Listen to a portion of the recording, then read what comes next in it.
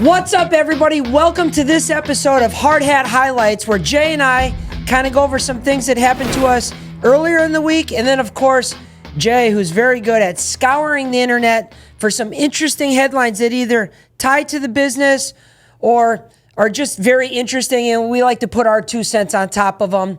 And if you haven't subscribed to our YouTube channel, Glazz Guy, that's where the Hard Hat Highlights is posted. So please feel free to subscribe, comment, like, share. Jay, how you doing? I'm doing great. How you doing? How you doing? Back here on a short week. Short week. We had Monday off, celebrate Labor Day. Thank you to all the American workforce for helping keep this country going and making it what it is. I agree with that. I think we all got to relax and spend some time with our families. You have a good weekend? I had a quiet weekend. A lot of rain. Man, we've been getting crushed with rain lately. So kind of hinders my beach time. Normally my skin looks like it's been kissed by the sun, but now I'm kind of looking like Larry Bird. And I need to get back out on the beach. I hope this rain stops shortly. Well, I had a good weekend. Thanks for asking. How was your weekend, BB? It was good. It was good right up until we got my daughter's senior pictures back. Oh, I always like seeing the kids' school pictures. They came out amazing. Beautiful. I mean, she's a beautiful girl, but the pictures were amazing. The problem I had was what it costs for these now. Holy fuck. Tell me. You can't tell me this is inflation unless I'm so out of touch, and maybe some of you can tell me if I am. Well, let's just make sure it's not anything different than what we're used to. We used to go to school. Mm-hmm. We got times we all get our pictures. We sit down, say pickles. Everybody gets the same pose. And then you get a packet that they would send you now, right? A little different. You had senior pictures. Remember? Senior pictures. Senior pictures, yeah. So that's right. She's a senior Yeah, now. so you got to go to a studio. And they do all that. So, So you pay $90 for a sitting fee. Okay. What do you mean sitting? Just to go sitting sit? Fees just to go and sit. Yeah, and they were actually young kids, surprisingly. So they're charging you that because there's some people that might say, I'm not buying these, or I didn't like them. Right. And they don't want that as wasted time. Which I completely understand. Do they credit it back to if you buy? They don't. Unless they do that somewhere hidden behind the scenes. They don't tell you. They do not do that. So you pay the sitting fee. We get it back. And like I said, we're looking at them. There's lots of good poses. And then we looked at the prices. Oh, my God. Tell me, what are we looking at? How many different poses? Give me your best guess for one pose. One 8x11 of one pose. One pose, one 8x11. Yeah. I mean, $90 sitting fee, so I don't know, like $50. Multiply that by 5. $250 for one single picture. One single picture of one pose. Now there's several other I was just going to packages. say I had like 4 poses, I believe, when I did my senior pictures. If you wanted all of the pose, you got a deal. If you wanted one photo of different varying sizes of every pose there, which there's probably 30 different poses. So you did get a deal there. But that was $1,000. Oh my gosh. So there's an in-between, I think, where we may end up going, but it's not cheap. They're holding you hostage, too, because these are your senior pictures. Like exactly. And if you don't choose... That's the most important. Well, here's the other thing. If you don't choose one, I don't even know what they put in the yearbook. I was going to say, could you guys go do your own photos? And then what? Do you submit? No, because they probably want some continuity in the photos. I'm sure, yeah. I think if you don't submit it, you get like one of those little gray silhouettes. Oh, and that's hilarious. No image. No image found. Oh, man. It was definitely a bit of a shock. What was Jess and or Olivia, which package are they wanting? They want all the photos? No. Will you report back to us once you've selected what you've done with? Obviously, my daughter's a teenager, so to her, it's like a couple of them are like, oh, that's cute, and the rest are, ugh. I hate them all. Yeah. So, no, I think we may do a digital package. And then bring it up on the computer screen and then take a photo with it and then print that? Yeah. 100%. Yeah. We also found something else out over the weekend related to one of our recent projects. Oh, Bryce told me about that. I think that is something that bears talking about. It should, and we should start the conversation off by saying it's an extremely unfortunate situation. However, it's something that should be discussed because a lot of times over the years, the last 20 years of being in the showrooms, customers come in, and one of the most common questions is, why should we use you over somebody else? That's a very common one, I think, for every consumer to ask a potential tradesman. And a lot of times, there's a whole litany of answers why I believe, we should be hired for a specific task over someone else. But I think most importantly, it's because of our experience and knowledge. And this story had a client on Fort Myers Beach. It was reported last Wednesday that he died in his home. And the reason why he died in his home was he had some work done on his home that was done unpermitted and I believe unlicensed. He had put in a gas pool heater. And he must have knew a guy that knew a guy and came to do it on the side to save some money because it was at the end of the project. They were already over budget. And I think a lot of consumers fall into this trap, which you have to be careful of. The old saying is the juice worth the squeeze. I would argue in this point it wasn't. A guy could be deadly. It is deadly. The gentleman, there was ended up being a gas leak, and he ended up dying in the middle of the night because of this. So money's never the most important thing. It's incumbent upon us as contractors and subcontractors to sometimes hold those customers accountable, meaning don't allow them to talk you into doing something that you normally wouldn't do, because that's how some things like this get. Now, I'm not saying this couldn't have happened with a license and permitted aspect. However, those are double checking mechanisms. Typically, if we're using a licensed contractor, which, by the way, we just got our licenses renewed. We have to do every 2 years. There wasn't one question on the test about glasswork, but we have to be licensed. So we have a fiduciary responsibility to our customers to make sure we're doing the right thing. And then, of course, when the job's permitted, you have a liaison from the county that comes out, and it's another double-checking mechanism. And so should he had gone through that normal path, we might not be talking about this. Well, that's true. And a lot of these may not result in life or death situations. However, if something does go wrong and you've used an unlicensed contractor, good luck getting money from your insurance company. The insurance company doesn't want to pay you ever anyway, let alone if they find out that you broke the rules when doing it. That is an open and closed case for them. We see that with a lot of our railing jobs that we've gone on, especially since Ian. There's a lot of paperwork, product approval, NOAs that you have to abide by. And we're not willing to jump past that in hopes that it's not going to be caught, because we don't want to be found liable for any wrongdoing, accidents. It's taken 20 years to build a business, and we don't want to ruin it by doing something, scrupulous, like not following the code or the letter of the law. Yeah, I hear you. That's absolutely something that needs I know to that was a little dark, but I think it's something that should be talked about. Price is never the most important thing. You, as a customer, have to do your due diligence when you're hiring any tradesmen that are going to your house, especially with stuff that can involve life safety, electrical, natural gas, guardrails that are up high. These are things that you just don't want to skimp on. Yeah, that's right. And by the way, if something did happen and he didn't die, good luck suing the individual again, because if you didn't go through the proper channel, you have to prove that they even did it in the first place. I mean, there's culpability on both sides in a scenario like that. Yeah, it's like you're breaking the law, and here you are pointing the finger at someone else breaking the law. It's not going to turn out the way you want it to. No. On to happier things. Oh, there was one other thing that came across this weekend that I saw, and I know I've accidentally asked you about this 10 times already, but that new Michigan documentary, I think it's called... It's an Untold one. One of the Untolds, and it's signal stealing or stealing the signs. I found extremely fascinating. Obviously, we have a small tie with the University of Michigan by having Peter Simmons III, PS3, as the first ever NIL agreement in the state of Florida was signed with my shouter. He's going into his third year, Senior.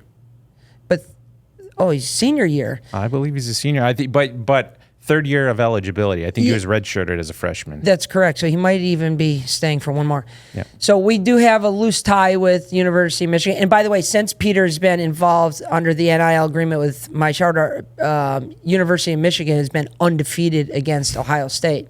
However, Connor Stallions had something to do that as well, being the signal stealer for the University of Michigan. What a phenomenal documentary, how this kid was obsessed about being the best at what he was doing. Whether you think what he did was right or wrong, how he approached his job was next level. It was inspiring, actually, to me, how serious he took it. It's an art form, and he took it to the highest level. Oh, yes. If you haven't seen it, I highly suggest it. And those of you that haven't seen it yet are probably sitting there going, it's an art form. It was fraudulent. Well, not necessarily. It was kind of a gray area, as you'll see if you do watch this. Absolutely. NCAA does allow you to steal signals. It's just how it was done. Right. It's like the tax code. There's a lot of interpretation. Speaking of football. Yeah, tonight, opening night at the NFL. And it's not preseason. Preseason's done? Preseason, this is the real deal. Starts tonight. We got the Chiefs and the Ravens playing one another. And some other news came out this week.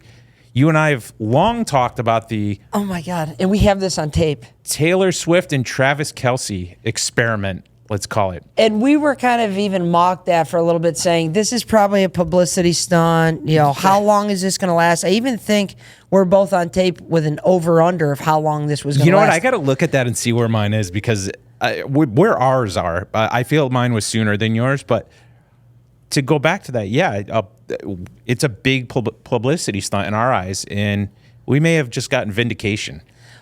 Okay, so I saw that there was some type of contract or something leaked. Yeah, so there was. Is there any validity to that?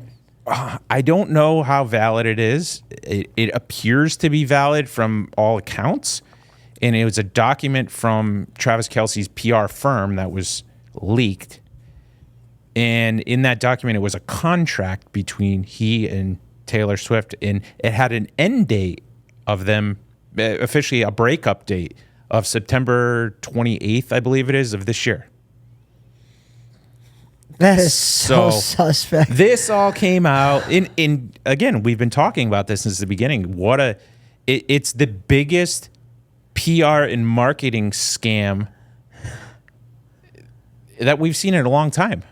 The fact that it was purposely let out this week and they're playing in the first game, I can't help but think this is part of the rub. Like, is it...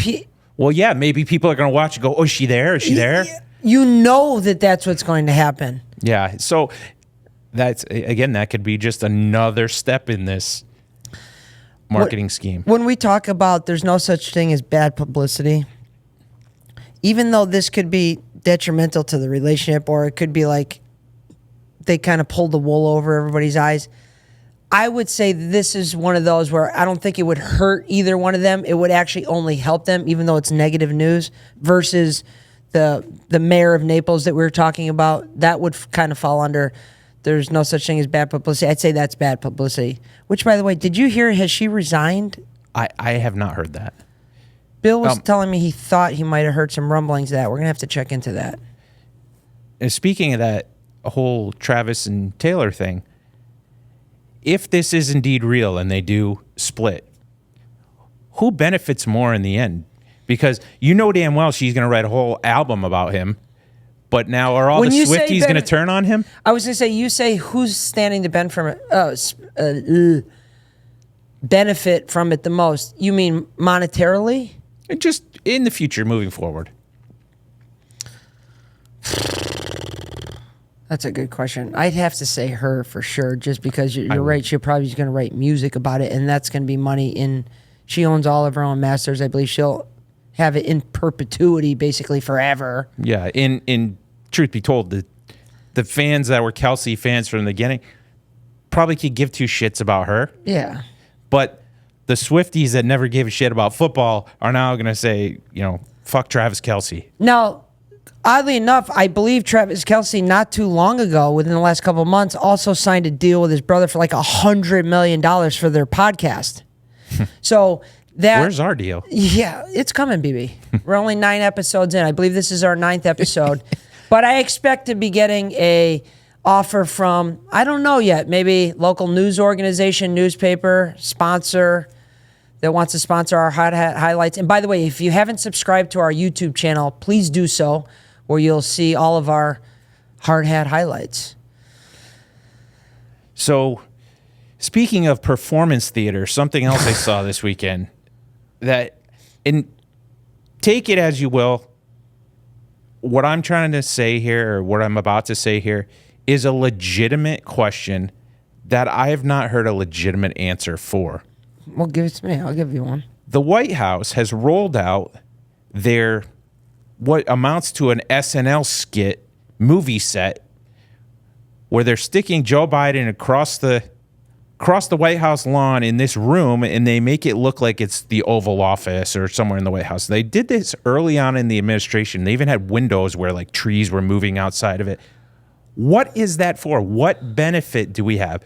The only answer... I don't understand. You mean they're mimicking the Oval Office? Have you not seen this? No. Oh my God. I think I might have saw one where people are like, that's not the real... It's not. It's like a glorified movie set. And the only answer I've been able to find thus far on this was from maybe a year or two ago, because they couldn't run from it anymore, because people are like, what the hell are they doing? Why are they doing this when they have a perfectly good Oval Office in place already?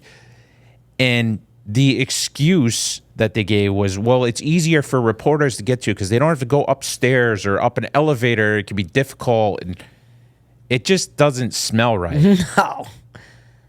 But legitimately, what is the reason for that? Like, why? We've never pretended that the White House was over here when it's actually over here. Is it even on the same property? It's on the same property, but so they're admitting yes. We've made a mock-up Oval Office that we're going to put some photos of that up on the cast, because it's insane. But anyhow, if any of you out there have a real legitimate reason as to why this is, please let us know, because it's not a one-sided, biased thing we're looking for. It's, why are the American taxpayers paying for this? We have the real thing. Yeah, it's like it's a little play set. That's weird. It is. So strange. So closer to back home again, Port Charlotte business owner was just sentenced to 21 months in jail. He's the owner of the Gulf Atlantic International Supply. They contracted with NASA to create parts for the launch system at Kennedy Space Center. So they received the contract. Everything was going well. They were delivering parts. And it turns out these parts didn't meet the standards that they needed. So what did the owner do? He went and forged documents, basically like test reports that you and I use. He went and forged these test reports for the parts, saying that, oh, these are legitimate. You can see where that would be a problem. He got sentenced to 21 months for wire fraud. So that seems like a light sentence, especially seeing what potential risk factor could be in there for forging something like that. 100%. And what made me really hone in on this story is because we harp on this all the time. We're probably one of a handful of companies that I know of in the area that does shop drawings prior to doing anything. Why do we do shop drawings? For things like this. We provide shop drawings. We'll provide documentation. If you're a consumer, you need to know what you're getting before you purchase it.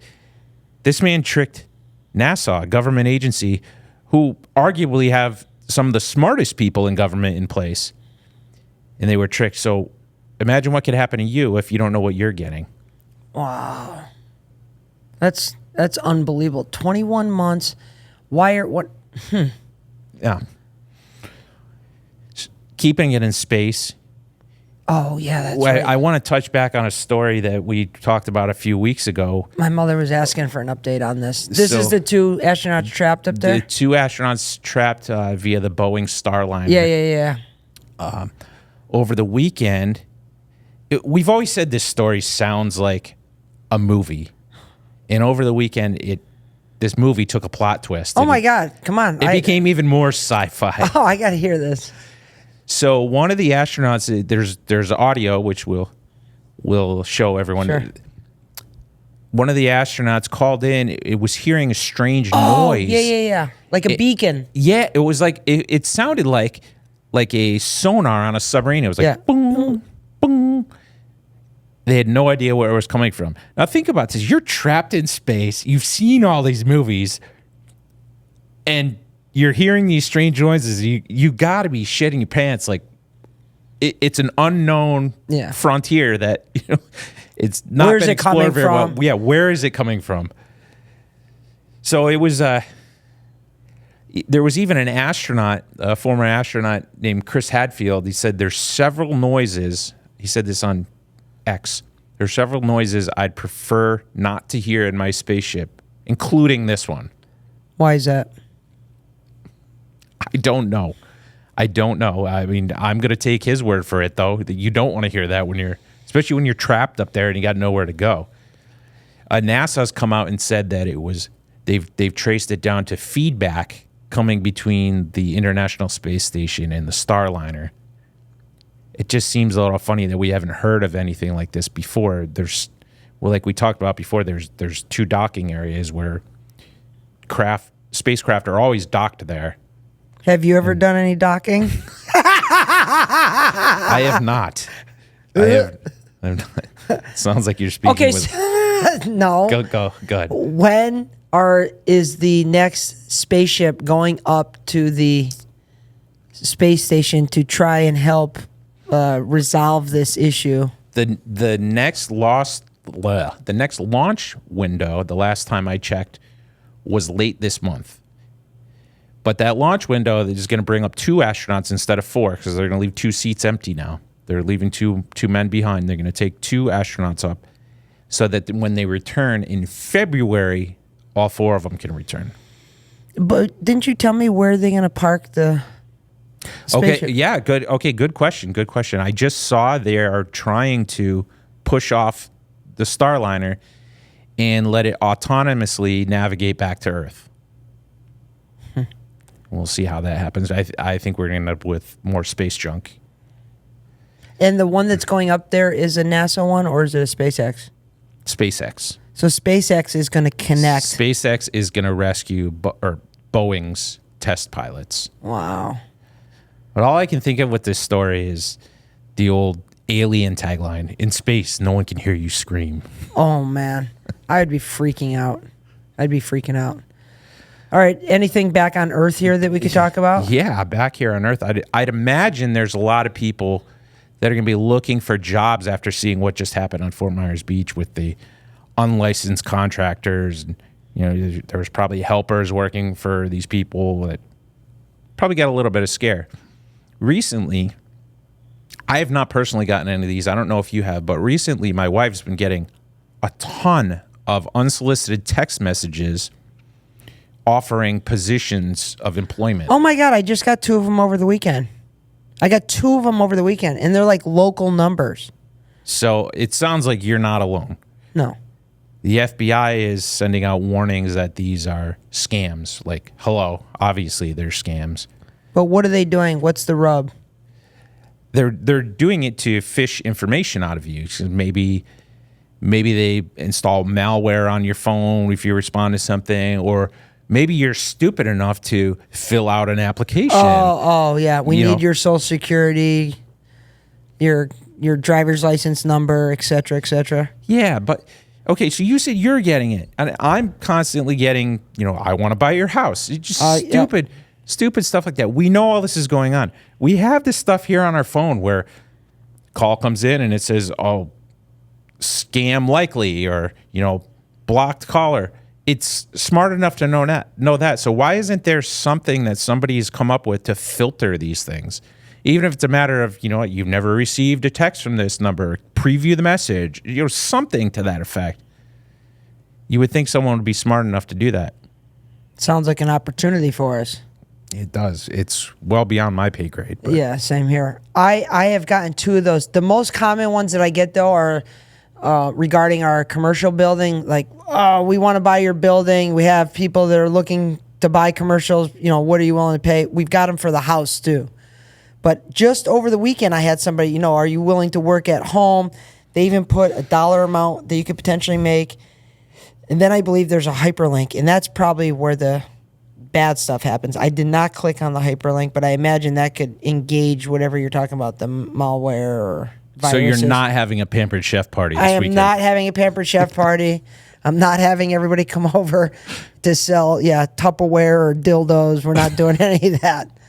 No. Anywho.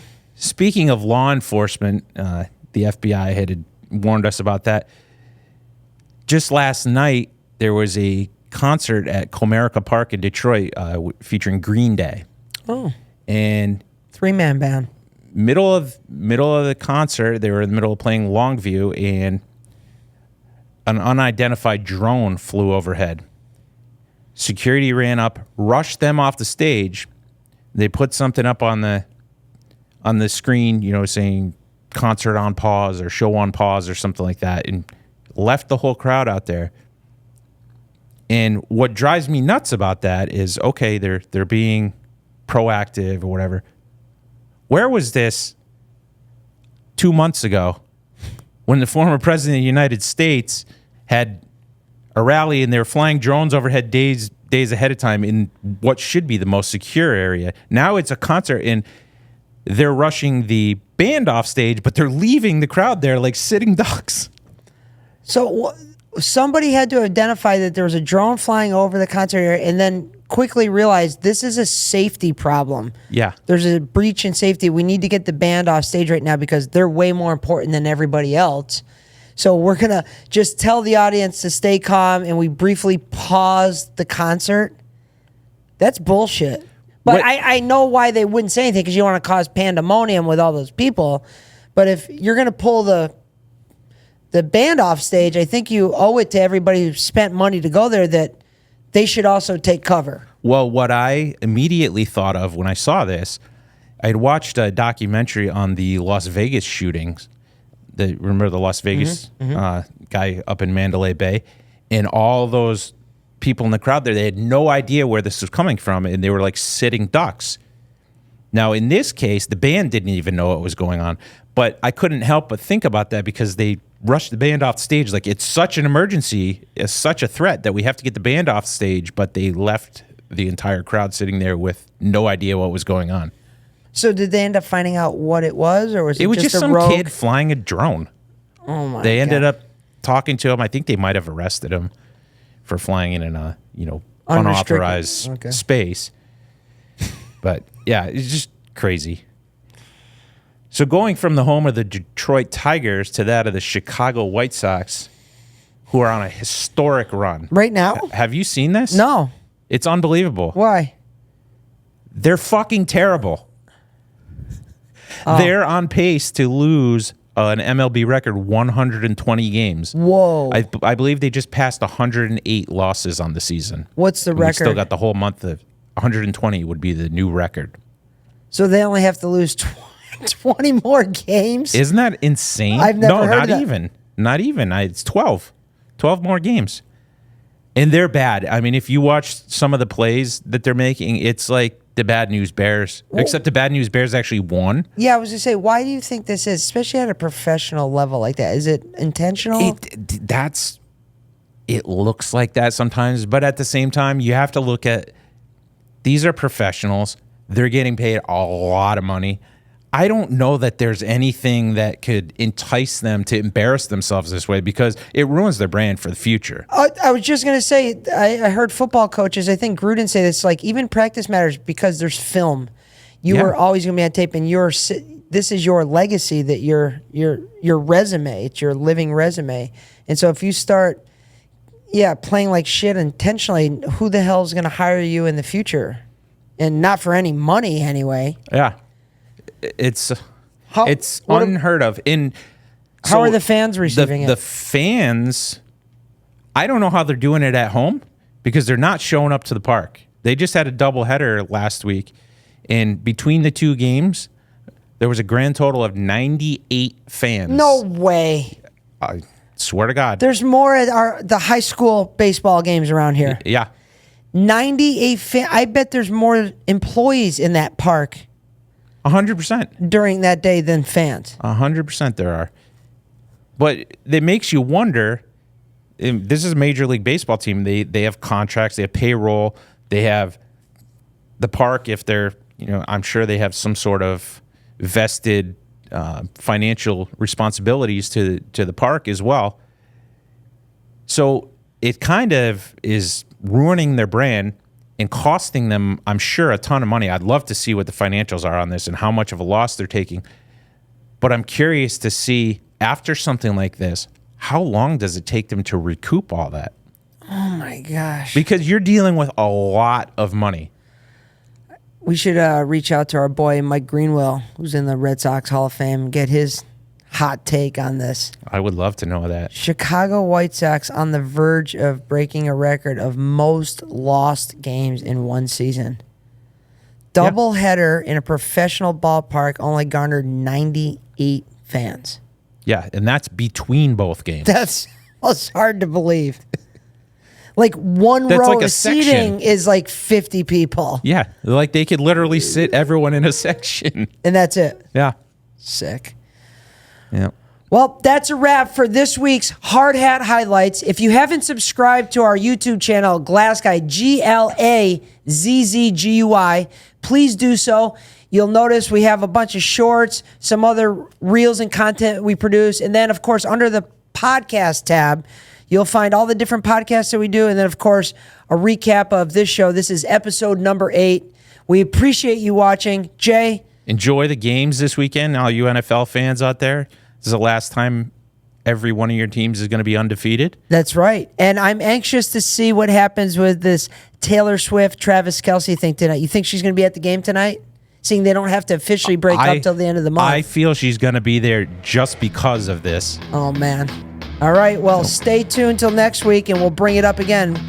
Thank you, Jay. Have a great day.